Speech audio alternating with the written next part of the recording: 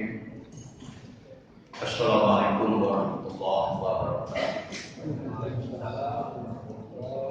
Alhamdulillah wa syukurillah wa la haula wa la quwwata illa billahil aliyyil azim. Qala Allah Ta'ala fi kitabihil karim.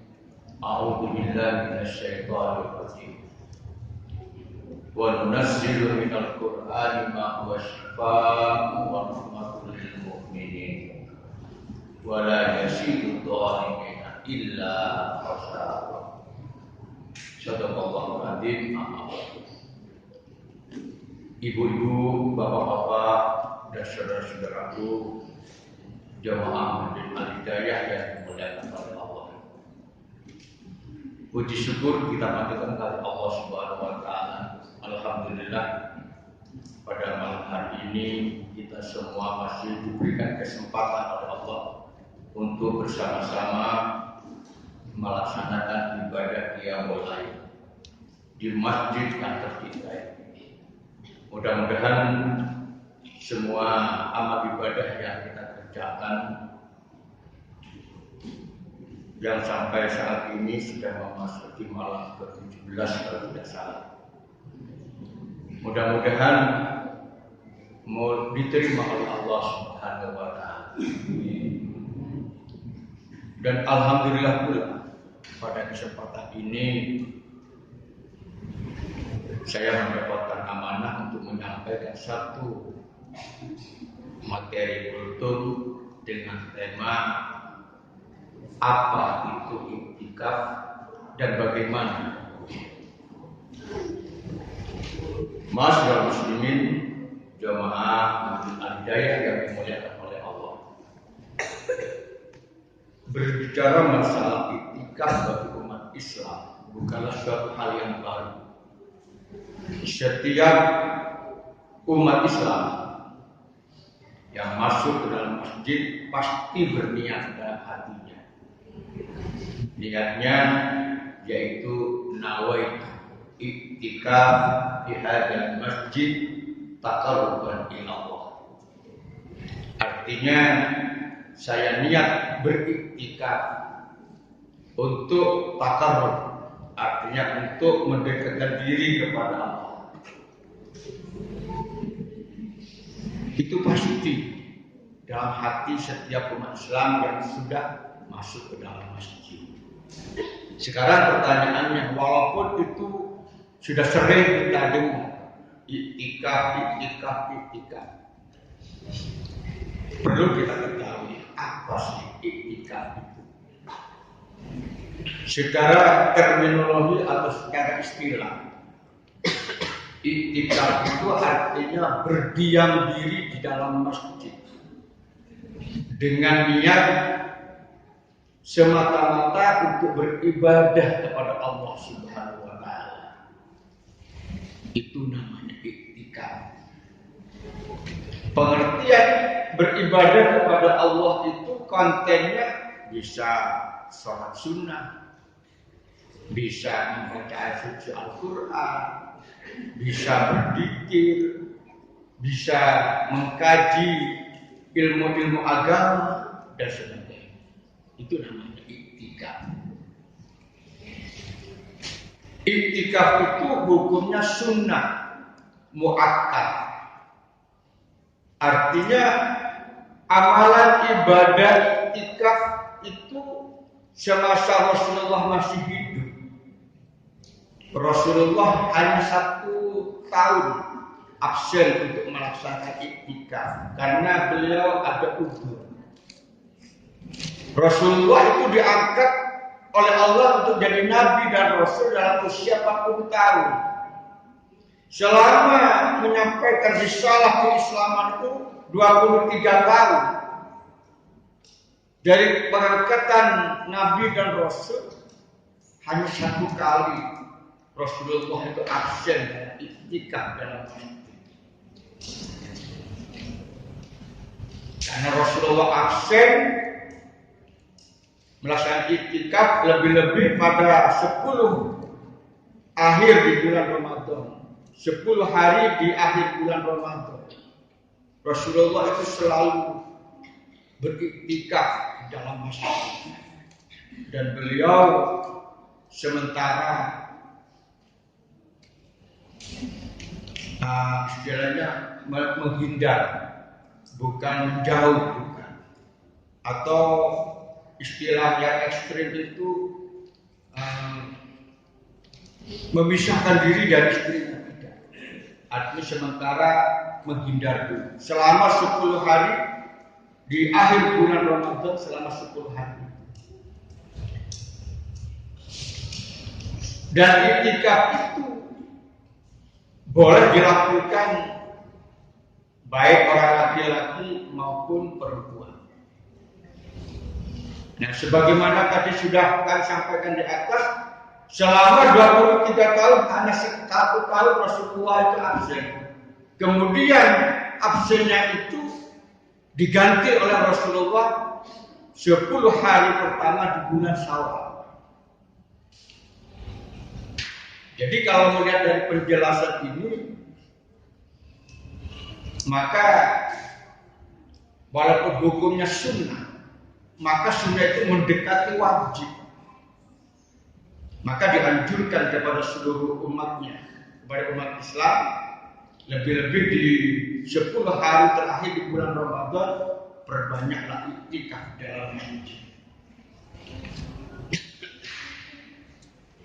Nah, itu berdasarkan hadis dari Aisyah radhiyallahu anha, bahwasanya Rasulullah Muhammad SAW bersabda, "Kana yattaqifu fil asril awahir min Ramadan." Bahwasanya Rasulullah Muhammad SAW itu selalu beriktikaf 10 hari terakhir di bulan Ramadan. Sampai kapan? Pertanyaannya, sampai kapan Rasulullah tidak iktikaf? Maka dijawab dalam hadis itu, hatta tawaffahullah, sampai Rasulullah dipanggil oleh Allah Subhanahu wa taala. Artinya Rasulullah wafat. Jadi selama 63 tahun usia Rasulullah itu, 23 Rasulullah menyampaikan risalah selamat hanya 1 tahun. Rasulullah absen dari iktikaf karena udzur. Mungkin udzur di situ mungkin sakit, atau mungkin dalam kondisi berperang dengan orang kafir Quraisy pada saat itu. Nah, dari penjelasan ini kembali kepada apa yang telah kami sampaikan tadi, kami ulangi bahwa iktikaf itu hukumnya sunnah muakkad dan itu boleh dilakukan baik laki-laki maupun perempuan. Hanya saja ada beberapa persyaratan bagi perempuan. Kalau kaum wanita mau iktikaf, ada persyaratannya. Yang pertama, harus ada izin dari walinya.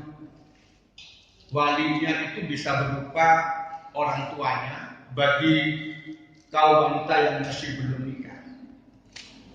Tapi kalau sudah nikah harus ada izin dari suaminya. Atau yang ketiga, boleh mendapatkan izin dari wali-wali yang lain. Misalnya orang tuanya sudah tidak ada, suaminya sudah tidak ada. Yang ada siapa? Walinya yang lain. Seperti saudara laki-laki, anak laki-laki yang sudah dewasa, atau pamannya, atau keponakan laki-laki dari saudara anak laki-laki yang sudah dewasa. Jadi harus ada izin. Kemudian yang kedua, persyaratannya iktikaf itu harus di tempat-tempat yang aman. Artinya di tempat masjid yang aman. Artinya aman dari fitnah, aman dari kemudaratan, aman dari segala hal-hal yang tidak dikehendaki. Satu misal, ada seorang ibu muda iktikaf tanpa izin suami. Dan sementara di dalam masjid itu banyak orang laki-laki yang bukan muhrimnya. Nah, ini dikhawatirkan. Maka makanya harus ada izin. Syukur alhamdulillah suaminya ikut mendampingi atau bersama-sama dengan suaminya iktikaf dalam masjid. Kalau kaum wanita yang belum menikah itu harus ada izin dari orang tuanya. Itu persyaratannya bagi kaum perempuan iktikaf. Kemudian setelah Rasulullah wafat, apakah budaya iktikaf itu masih ada? Masih dilanjutkan oleh istri-istrinya. Jadi setelah Rasulullah wafat menghadap Allah, maka dilanjutkan budaya atau tradisi, bukan tradisi ya, karena itu sudah tuntunan. Perintah untuk iktikaf itu dilanjutkan oleh istri-istri Rasulullah sampai sekarang. Jadi kalau melihat dari penjelasan ini, kami mengajak kepada diri kami pribadi dan juga kepada seluruh para jemaah nanti di malam 21 sampai akhir ya kita usahakan sesibuk apapun, sekesel apapun kita usahakan untuk iktikaf. Nah sekarang pertanyaannya, apa keutamaan untuk iktikaf itu? Jawabannya yang pertama dalam rangka untuk mendapatkan Lailatul Qadar. Sebagaimana kita ketahui dalam surat Al-Qadar itu ya ada 1000 bulan pahala yang disetarakan oleh Allah kepada orang yang melaksanakan ibadah pada malam hari itu. Allah memberikan pahala seperti kita beribadah 1000 bulan.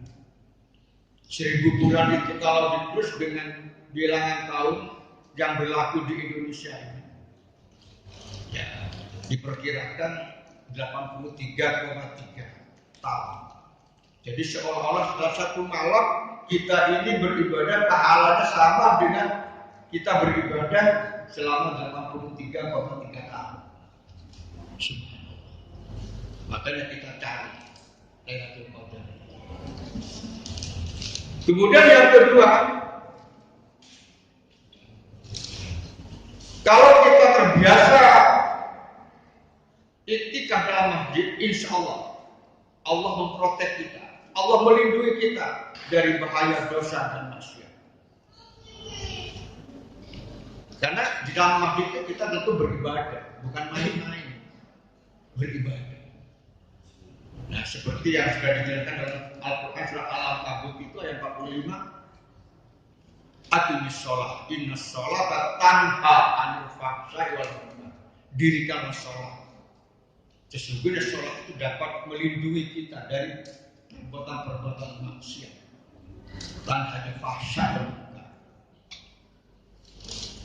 Jadi kalau kita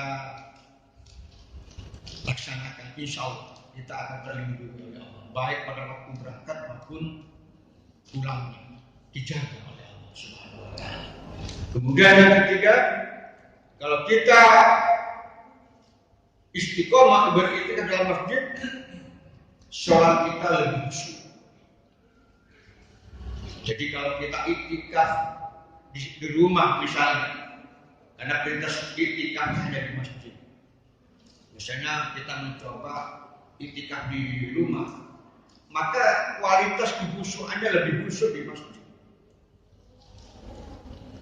Itu yang ketiga. Kemudian yang keempat, dapat mengevaluasi diri. Jadi kalau kita ini di rumah, kita sadar bahwa kita pernah berbuat salah, berbuat dosa. Kemudian kita merenung dan merenung dan merenung. Artinya kita melakukan muhasabah.